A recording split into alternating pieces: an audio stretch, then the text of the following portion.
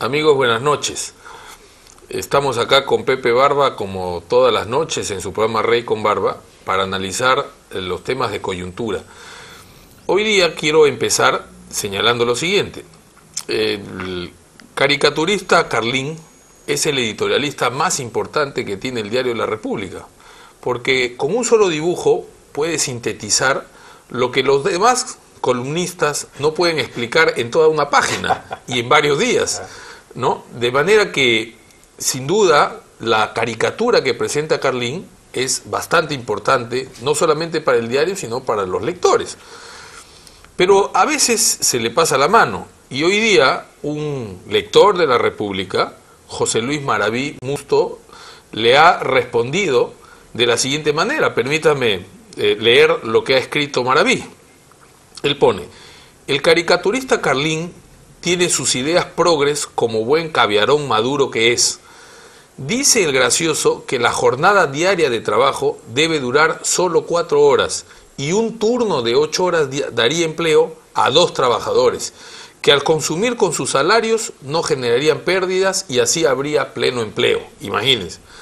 Mejor que se trabaje 2 horas y empleamos a 4 desempleados, y así sucesivamente hasta que se llegue al minuto y ocupamos a 60 trabajadores por hora. Consecuencia, dice Maraví, de consumir marihuana, pasta básica y LSD al mismo tiempo. Que vea cómo quedó Antauro. ¿Qué les parece? ¿Qué te parece, Pepe? Muy buena, brillante la crítica. Brillante la crítica. Y ya que hemos comenzado con buen humor, ustedes acabarán de ver en las noticias de un discurso de Alejandro Toledo, donde en la primera parte, cuando está frente a la muchachada, dice más o menos que Conga no va. No va. Pero luego, cuando tiene que enfrentarse a la prensa y ser más serio, dice Conga sí va, ¿no? Claro. Es Toledo y sus contradicciones, sí. Y eso pasa porque no tiene línea, y en consecuencia todo lo que dice es un enredo. Y eso que estaba sobrio, Toledo, me cuentan, hace ya varios meses que ha dejado el trago, pero los excesos pues pasan factura, ¿no? Claro, y me imagino que esa es la razón de este comportamiento. La resaca puede ser larga, la resaca puede ser... No, pero lo que tú dices es verdad, o sea, en política uno tiene que tomar posición, aunque no siempre sea una posición muy popular, pero tiene que tomar posición.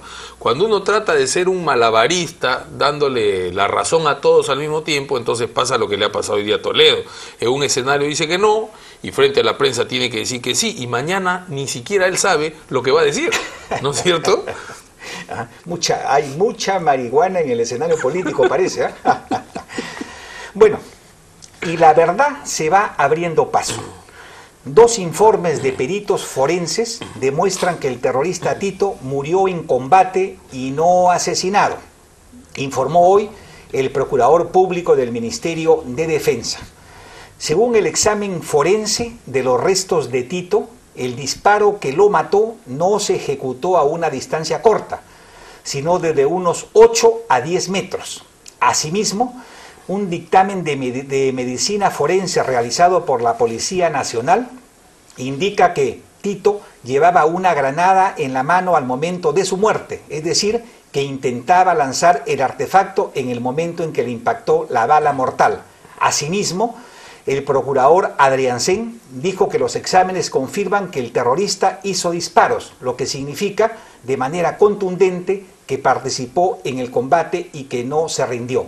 Vamos a ver cómo termina esto, pero ya es demasiado barullo por un terrorista asesino que bien se merecía la bala justiciera que finalmente lo mató, ¿no?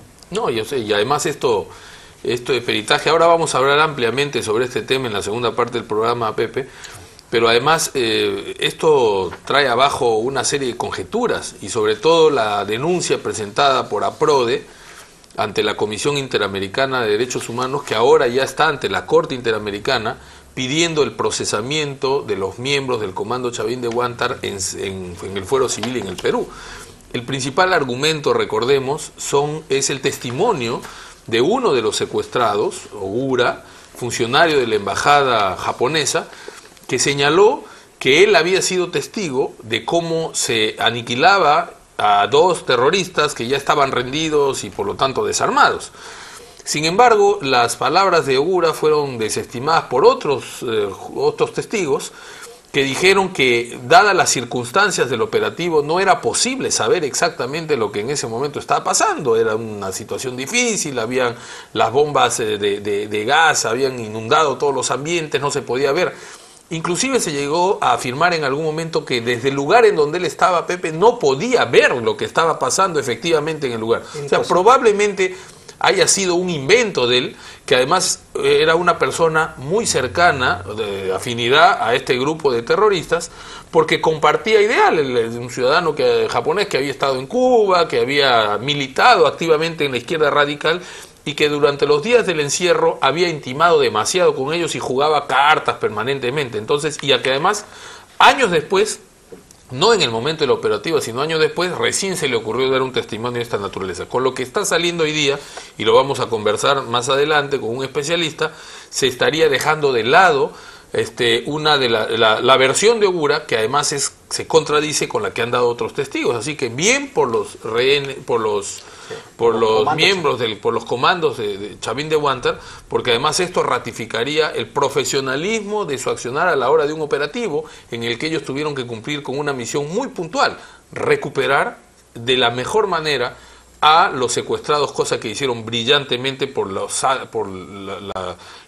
bajas que hubieron, lamentables, pero mínimas para un operativo tan delicado. Y los de APRODE, al no poder rebatir estos nuevos peritajes, pretenden salir del paso con una leguleyada, pretendiendo de que como ya venció el tiempo para presentar nuevas pruebas, la Corte tiene que basarse en el testimonio del equipo peruano de antropología forense, que es una ONG caviar y que no está compuesta por médicos, sino por antropólogos. Absurdo desde todo punto de vista. Pues por supuesto, porque además se trata de un proceso que está en la Corte Interamericana, en sede supranacional, en donde los elementos nuevos como esto tienen que ser tomados en cuenta inmediatamente. Entonces uno no puede decir, no, usted no presentó las pruebas a tiempo y entonces tiene que ser condenado. Este no es un proceso civil, comercial, en donde la gente discute derechos. Acá hay un tema mucho mayor que puede terminar o que tiene que ver también con la libertad de los miembros del comando. Pero acá tenemos, Pepe, una noticia lamentable de último minuto. Acaba de ser, ha sido hallado muerto el miembro de la Policía Nacional, César Vilca, que estaba perdido en el BRAE. El Congreso guardó un minuto de silencio y desde aquí naturalmente expresamos nuestras condolencias a los deudos y a todos los miembros de su familia y de la Policía Nacional y a todos los peruanos que sentimos profundamente el fallecimiento de este valiente miembro de la policía que murió en el ejercicio de su labor, combatiendo el terrorismo heroicamente como lo hace diariamente nuestra policía y nuestras Fuerzas Armadas. Muy bien, hombre. Y en otras noticias, dice Carlos Brus que habiendo roto Ciudadanos para el Cambio con el gobierno, lo coherente y moral sería que los cientos de comunistas que están prendidos de la mamadera del Estado renuncien a sus cargos. Ante tal propuesta, silencio en los ministerios, silencio en Montevideo, donde Aida García Naranjo duerme, come y cobra su sueldo, y silencio en Buenos Aires, donde Nicolás Lynch, el ex coche bomba, engorda su billetera, ¿no? ¿Qué opina de esto? No, y además te digo una cosa, Pepe, ¿te has dado cuenta qué coincidencia? Uno lo mandan a Buenos Aires, a la señora la mandan a Montevideo. Hay que recordar a nuestros televidentes que son ciudades que están frente a frente. O sea, uno se toma el buquebús y está a 2 horas tomándose un vinito, comiéndose un asado, ¿no? En el mercado modelo de Montevideo o en las grandes carnicerías que tiene Montevideo. También Buenos Aires, ¿no? Y con los vinos. Así que hay que preguntarles a estos rojitos qué van a hacer frente a la disyuntiva de la dignidad o la billetera. Yo me imagino que van a escoger la segunda opción, ¿no? Sí, pero además ya tienen una justificación, porque no te olvides que este debate que ha habido, esta confrontación que ha habido entre Daniela Bugatás y Salomón Lerner se ha arreglado a través de una carta de disculpa de Bugatás, ¿no? Diciendo que él no pretendió decir que era un club de amigos, que son un grupo muy importante, que colaboran en la campaña y que siguen siendo amigos. Entonces ya con eso ya tienen pues para cubrirse, decir no pasó nada, seguimos cobrando. Y a Bugatás le reconoció a Salomón Lerner que cuando a él le ponen un micro como que se le cruzan los chicotes y por eso a veces dice cosas que ofenden a sus amigos, ¿no? Esto ha sido revelado por Xiomi Lerner, pero se trata de una conversación privada. Me parece que no ha debido de hacerlo, pero en fin. Pero ¿no? Tiene mucho de cierto, ¿no? Sí, Por sí, eso es que el otro es día cierto. le sacaron una caricatura a propósito de la visita al país que vino el diablo, el demonio del grupo Kiss, el que saca la lengua. Sacaron una caricatura donde el de Kiss le saca la lengua a Bugatás y a Bugatás le saca una lengua más grande. y tenemos que ser un corte, amigos.